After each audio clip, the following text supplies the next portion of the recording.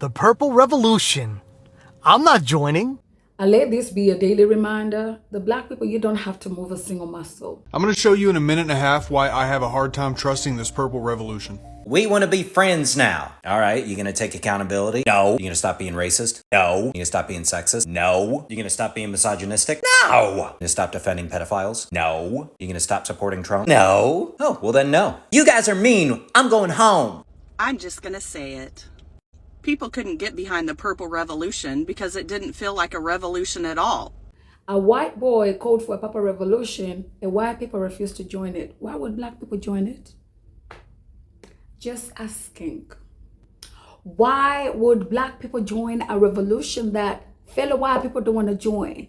Ladies and gentlemen, let me rewind it for you. There is no purple revolution. All it is a leftist trend-chasing circle jerk, okay? And I'm saying that as a leftist content creator who's now a part of the circle jerk because I'm talking about it. For fairness sake, maybe I'm the asshole here who has fallen victim to my own algorithm, but I gave the research to the college try on this, and this is what I came up with. This dumb motherfucker with 14,000 followers, this is the purple revolution guy. Now, for everybody else who had no idea what it was, like me, this purple revolution thing is supposedly this wave of regretful MAGA voters coming and asking to meet in the middle to solve our country's problems right now, which is, you know, fascism that they voted for. But a guy with 14,000 followers and no viral videos is not leading a fucking revolution. If you're a leftist, I have a strong fucking message for you. Not that. That's fine. Stick with me, though. Hi, I'm Hunter Howell, and I want to be your friend. And yes, I know who Hunter is. I watched a lot of his streams over the last year, before the election when he was really rooting hard for our current president. Now, just because I lean right on some issues, we all can agree that our government is occupied by Israel, by AIPAC, by Netanyahu, by the IDF. Yes, we can agree to that, and I think there were plenty of people talking about this even before the election. And it's time for a change. And in order to make that change, we need what's called a purple revolution. We're almost there. Hold on, you'll see. We can go back to disagreements later. What kind of differences, Hunter? What kind of differences are we talking about? Petty differences aside. And there it is. Petty differences. Now, when you say petty differences, what differences are you talking about exactly? Some formal policy in regards to domestic issues. Now, he didn't clarify which domestic issues he was talking about, but let's talk about a few domestic issues that we will simply not be able to disagree on and everything just be okay. Now, Hunter, I'm going to assume that you and me are alike in the fact that we are both white, straight males. But here's a few things. The LGBTQIA plus community deserves to be free and happy to love who they love, be who they are, and this includes gay people, trans people, the whole 9 yards. Women deserve to be free to make their own healthcare decisions and decisions about their body without input from you and me. People that are a different skin tone than us, they deserve to be treated with respect and have all the same freedoms that we have. Undocumented immigrants deserve to be treated with respect, given due process, and treated like they matter, like they're actual human beings. I could go on and on and on, but if those are what you call petty differences, those are not petty differences. Those are human rights. Those are morals that I can never compromise on. And this, and the way that that video and the way that he framed that, is why right now at this point, I don't trust this purple revolution. I would say sorry, not sorry, but respectfully, it's just not sorry because there's no compromise on human rights. And unless that's part of the revolution and part of this conversation, then there's really nothing we have to talk about. And I'm going to show you the leader of the Purple Revolution and what he has to say and why he's sorry that he voted for Trump. But you're going to have to hang around because then I'm going to show you something else. Is that I apologize from the bottom of my heart for voting for Trump, for voting for everything that ended up happening. That was a pretty good apology. Somebody from the outside looking in might say, hey, maybe this guy, just maybe, has changed his ways. But then I dug a little bit. And not too long ago, he made this video. More. I'm tired of keeping my mouth shut. Charlie Kirk's death sparked outrage with a lot of people that normally stay quiet. But I just don't give a fuck no more. Any of you Democrats, don't come near me. We don't want nothing to do with you. Nothing to do with you. And if you think that you can just do whatever you want. You said that just a few weeks ago about us that don't have the same ideology as you, that you want us nowhere near you. You see, I remember you. I remember you from just a few years back, holding those bonfires on Telegram, and you used the same thing. Let's not be blue, let's not be red, let's be purple. I made content on this. Do you remember remove them all in one day? You weren't talking about Republicans. You were talking about Democrats. You go on to say that we're going to need you. That's right. We're going to need you because you have the tools and the nuts and bolts that we are going to need in this so-called revolution. Don't you worry about us. We're good. We don't need your Trojan horse. We know who you are. We know. We remember Telegram. We remember your bonfires. We remember when you guys said remove them all in one day in code. I made content on that. I know who you are, and you ain't fooling nobody. Just to let you know, we don't need you. We have people like me out there. We have veterans that don't have the same ideology as you, that also have those tools and nuts and bolts. We don't need you. Let me rephrase that. We don't want you. Yeah. By the way, I first want to say thank you so much for supporting my channel. A round of applause for my hair. I love my hair. And I'm inviting you guys to my new channel. I have a channel for lifestyle, like real African lifestyle, to see how I live my life. Support a girl. Thank you so much.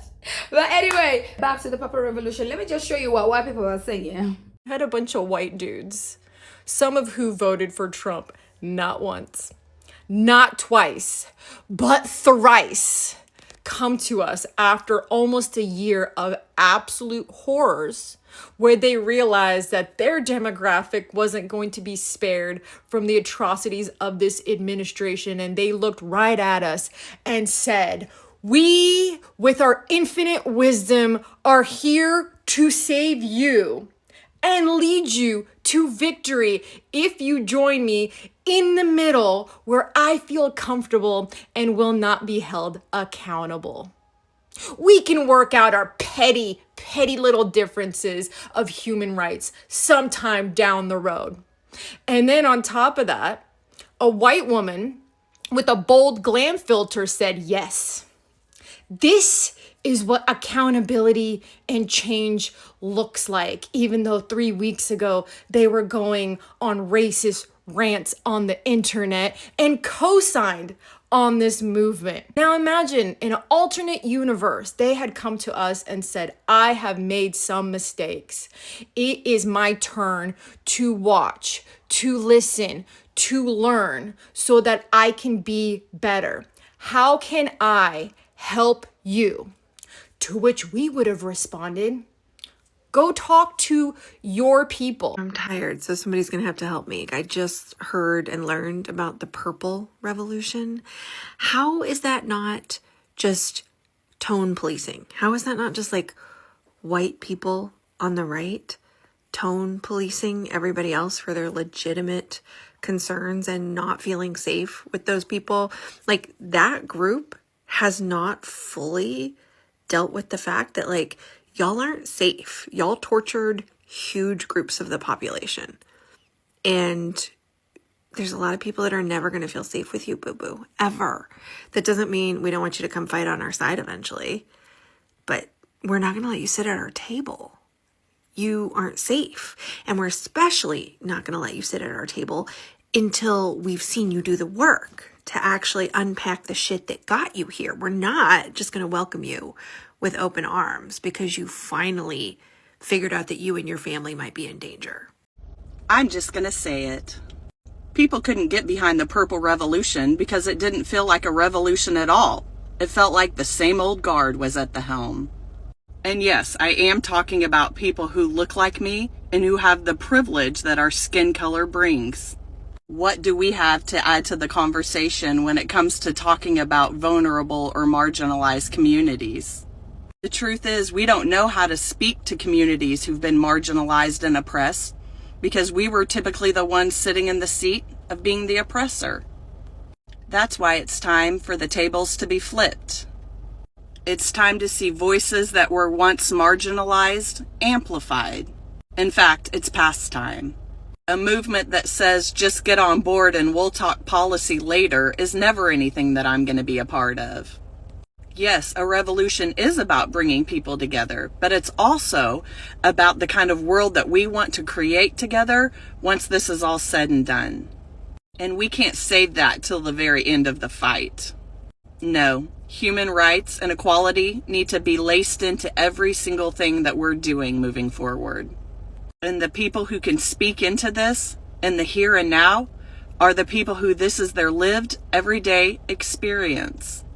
What our Black and brown brothers and sisters understand better than anyone is if all of us aren't free, none of us are free. And I believe that they are the true ones who will fight for freedom for us all. We need the voices of people who see America as a melting pot and who know that America is at its best when we're at our most diverse. And let me tell you, when you don't want that same America, we can spot it from a mile away.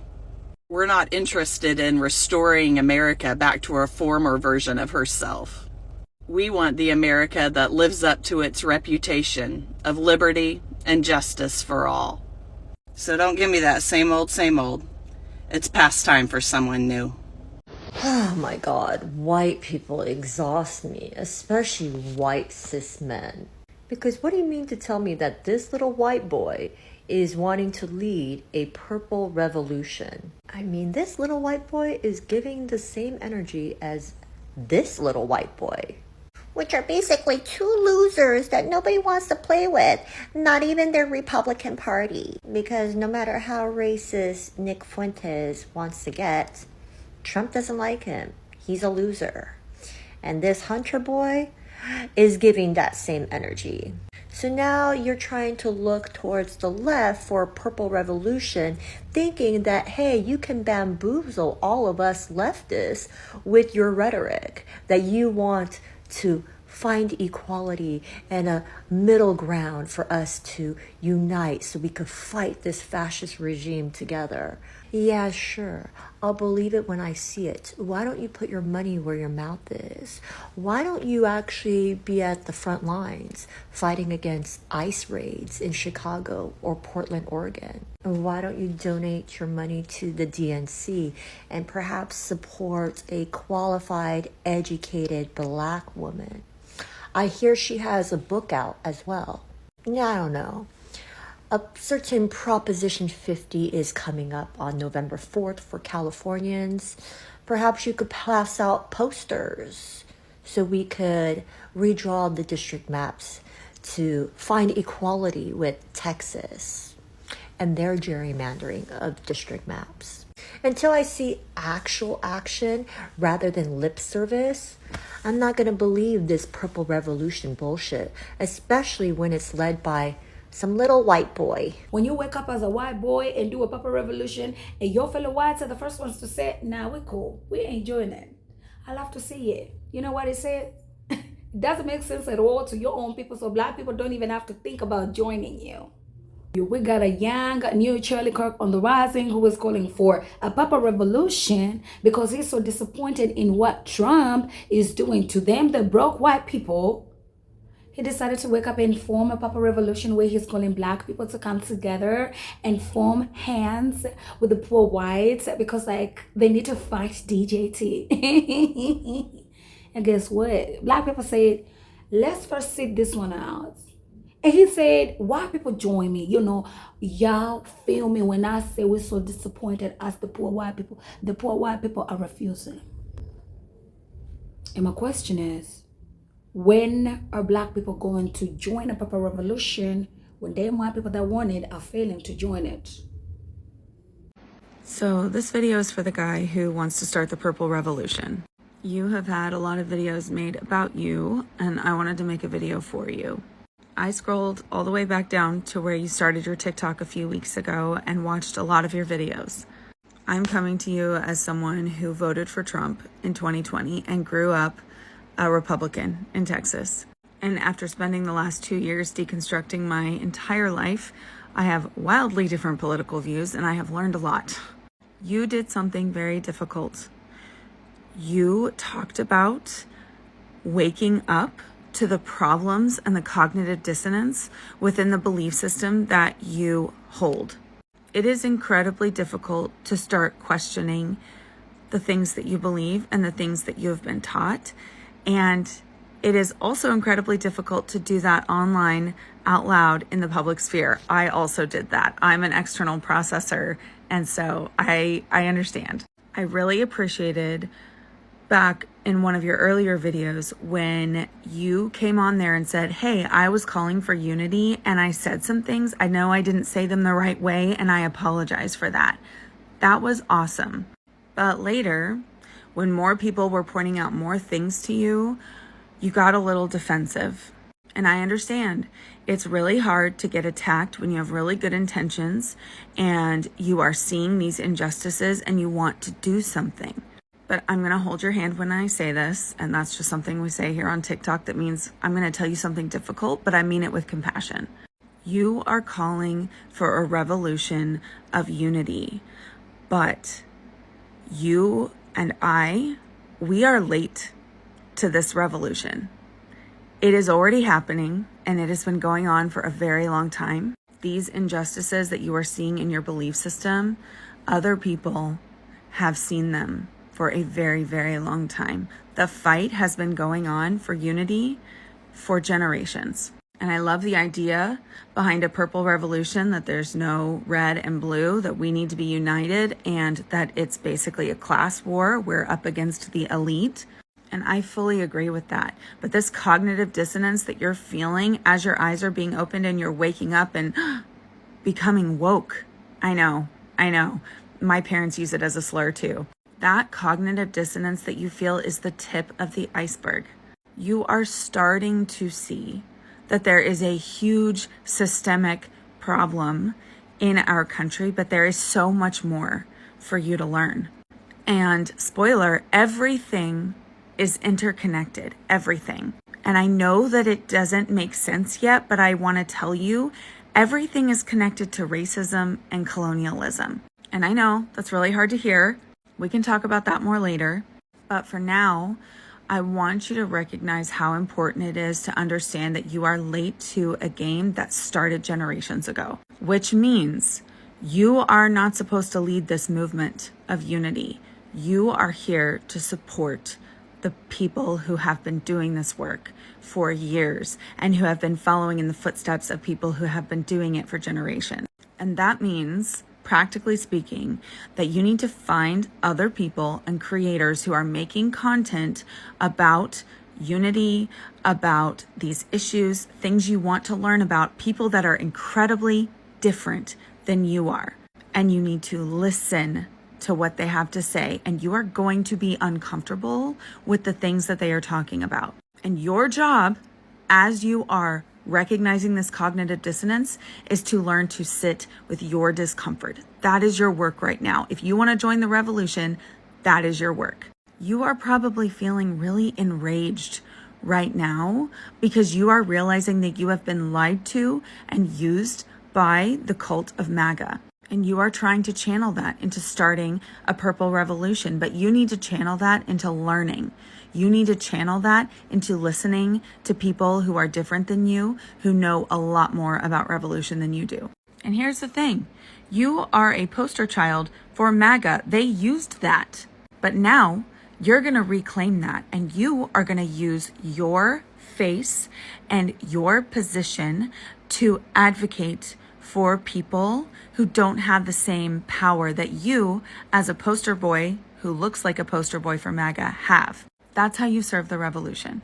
Because there are people who will listen to what you have to say because of the way that you look, and they would not listen to other people because of the way that they look. So you are going to listen to those people that are different than you, and you are going to help bridge that gap. That's how you create unity. MAGA likes to keep our world small and homogenous and flat. Remember, I grew up Republican and in the church until I was 35 years old. I know that world intimately, but the world is beautiful and diverse and full of different kinds of people who have so much to say and are so beautiful and wonderful and individual. And unifying everyone is elevating everyone's voice so that the world for everyone becomes fuller and brighter and more diverse. So look for leftist and liberal content creators. Don't ask for people to explain it to you. That's emotional labor. People are talking about it online. Go find them and go listen.